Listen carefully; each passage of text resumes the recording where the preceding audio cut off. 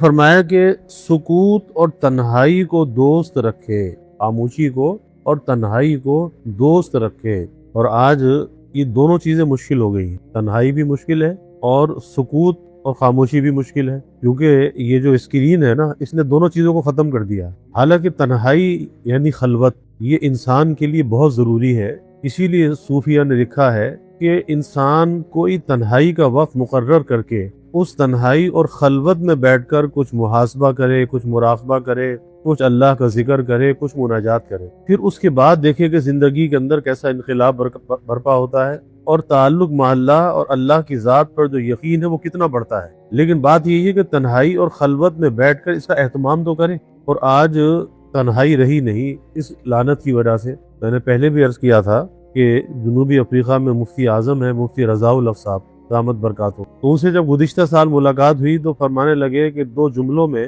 اس mobile phone کی تعریف بیان کی، کہا کہ یہ اتنی خطرناک چیز ہے کہ انسان کی خلوت کو جلوت میں بدل دیتا ہے اور جلوت کو خلوت میں بدل، کہ تنہائی ہے، خلوت ہے، کوئی بھی نہیں ہے، لیکن یہ موبائل پاس ہے۔ اب دنیا جہاں کی بے حیائی اس کے ہاتھ میں ہے اور ساری دنیا سمٹ کر اس کی ہتھیلی پر آ گئی ہے، تو کہتے ہیں نا دنیا گلوبل ورلڈ بن گئی، تو اس کی ہتھیلی پر وہ موجود ہے، ایک اسکرین کے اندر موجود ہے۔ اب اس کی وہ خلوت نہ رہی، کیونکہ ساری دنیا کے ساتھ اس کا تعلق جڑا ہوا ہے، کیونکہ جس کے پاس یہ موبائل ہے تو گویا کہ وہ مسجد کے اندر تو موجود ہے لیکن وہ ساری دنیا سے کٹا ہوا نہیں ہے، اس کے ذریعے جڑا ہوا ہے۔ پھر نہ اس نے بیوی چھوڑی، نہ بچے چھوڑے، نہ کاروبار چھوڑا، نہ دوست چھوڑے، کچھ بھی نہیں چھوڑا، وہ سب سے جڑا ہوا ہے۔ تو جس کے پاس یہ اسکرین موجود ہے وہ کسی سے کٹا ہوا نہیں ہے۔ تو مفتی صاحب نے فرمایا کہ یہ خلوت کو جلوت میں بدل دیتی ہے، اور جب آدمی جلوت میں ہے، کہیں بیوی بچوں کے ساتھ ہے، اپنے والدین کے ساتھ ہے، کہیں دوستوں میں بیٹھا ہے، تو ہر ایک نے اپنا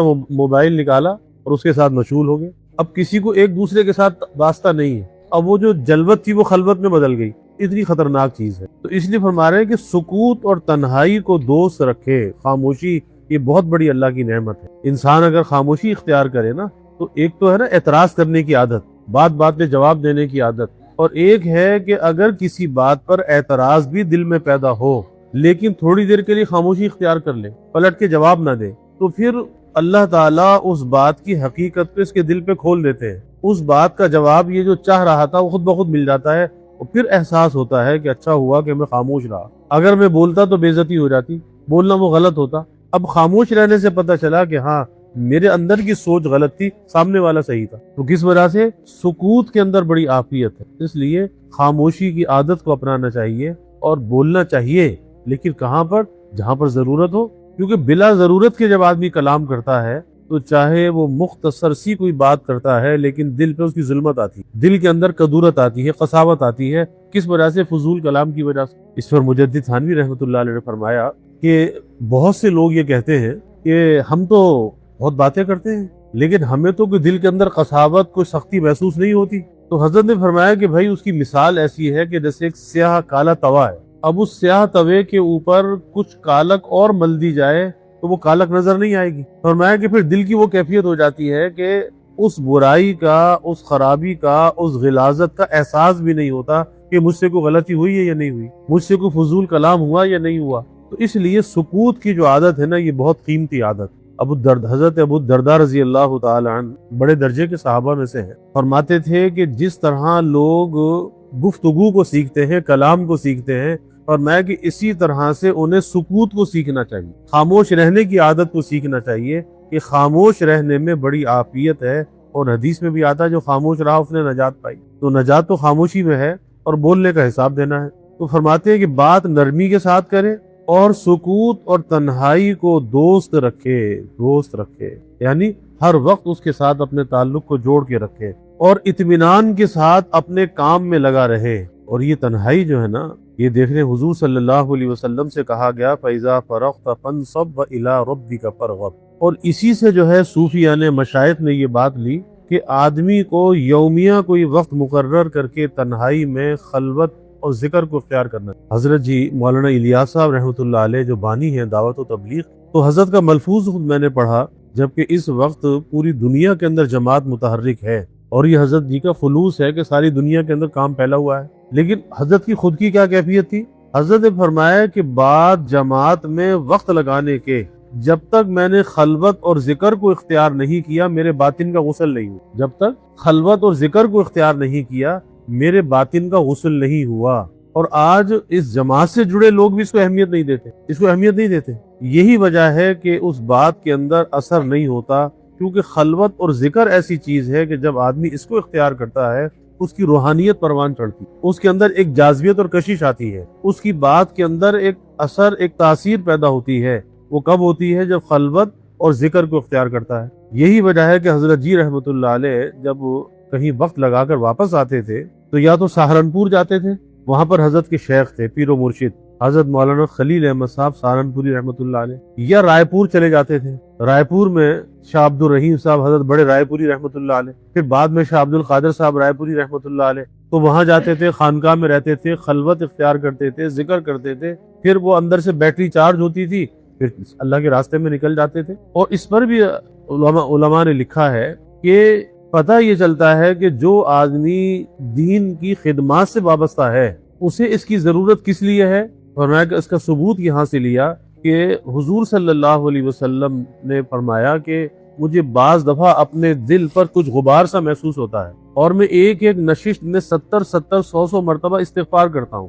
تو کہا کہ نبی تو معصوم ہے، آپ سے تو اختیاری غیر اختیاری کو گناہ ہو ہی نہیں سکتا، پھر یہ غبار کیوں محسوس ہوتا تھا؟ تو یہ غبار کا محسوس ہونا یہ لوگوں سے جو میل جول ہوتا تھا اس کے اثرات ہوتے تھے، وہ محسوس ہوتا تھا۔ ہر طرح کے ہر کس و ناقص آتا ہے، ہر کسی سے ملاقات ہوتی ہے تو اس کے اثرات محسوس ہوتے تھے، یعنی اتنی لطافت، اتنا الطف قلب مبارک کہ اس کے اثرات، اور اس کے لیے ایک ایک نشست میں 100 مرتبہ استغفار۔ تو اب تو زیادہ اس بات کی ضرورت ہے کہ آدمی خلوت و ذکر کو اختیار کرے، اور یہ لیا وہیں سے ہے۔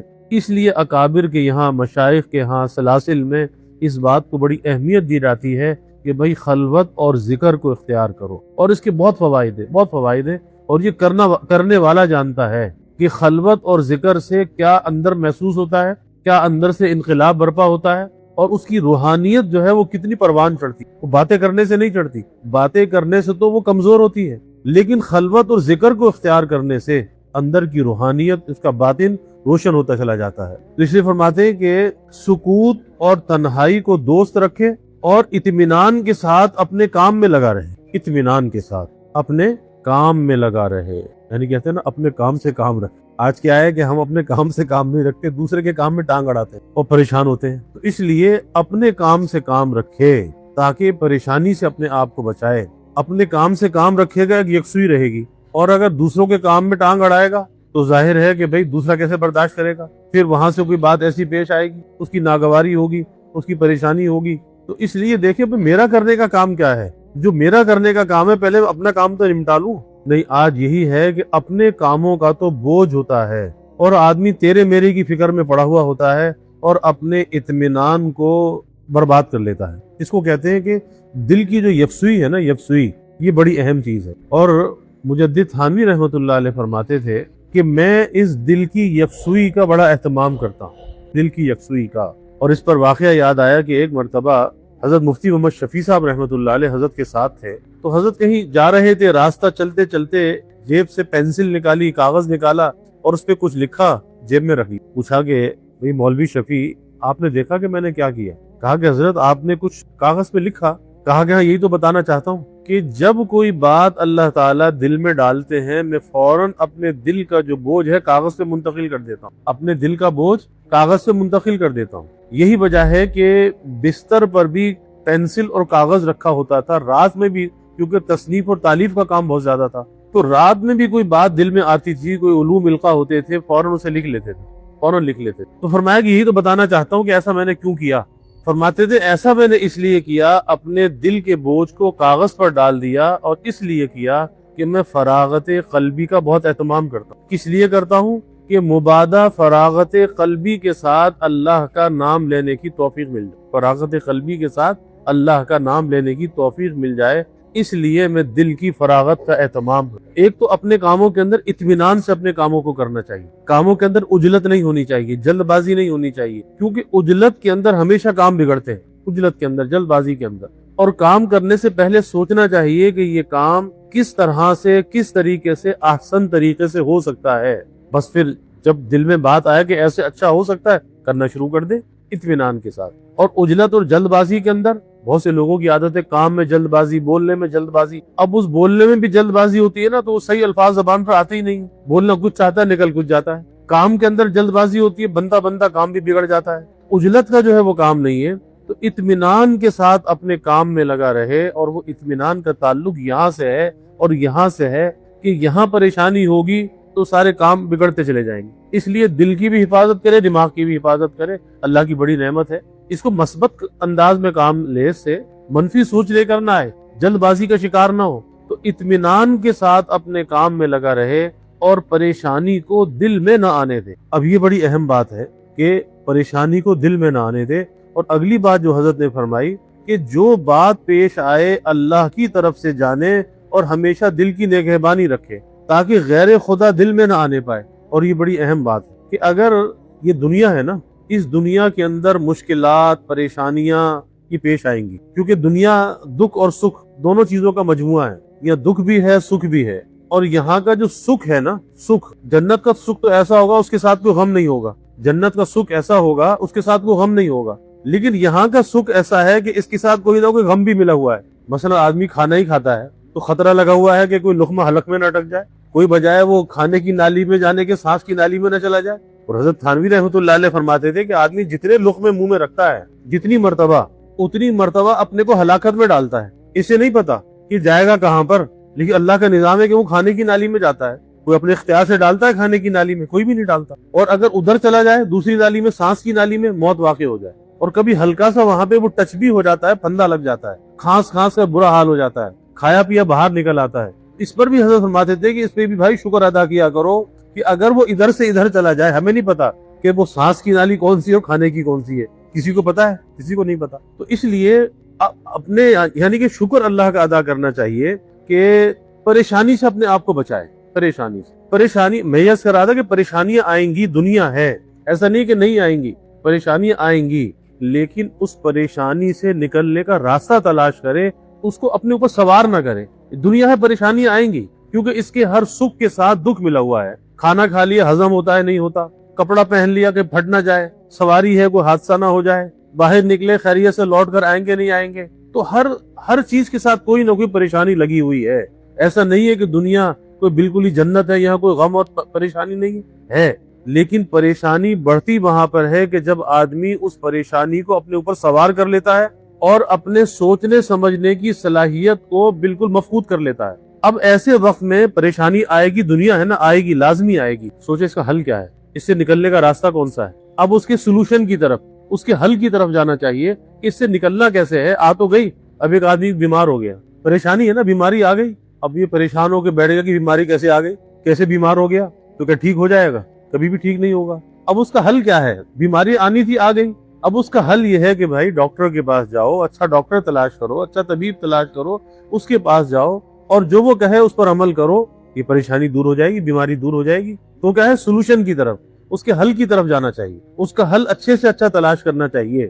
اگر یہ سوچ کر بیٹھ گیا کہ کیوں آ گئی، کیسے آ گئی، تو پھر کوئی کام دنیا کا نہیں کر سکتا۔ کیا ہوگا؟